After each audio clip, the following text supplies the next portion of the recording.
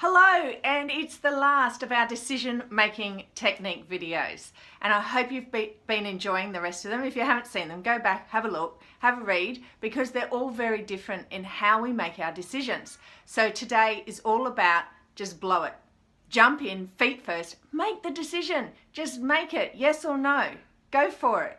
Now, the only thing you put with this little technique is ask yourself one question, and that is, what's the worst thing that could happen if I say yes or no to this decision? And that will really stand you stead in all of those tiny little decisions that we have to make every single day. Did you know we have a limit to how much our brain can cope with decision making every day? It can only really do it very few times in one day, and then it needs to rest. So take it easy on yourself. Have very simple techniques that you can use to make those decisions easier.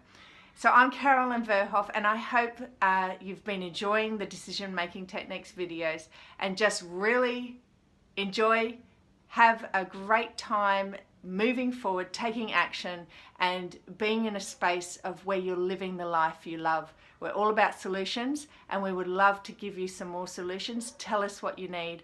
I'll be talking to you soon again. Talk soon. Bye.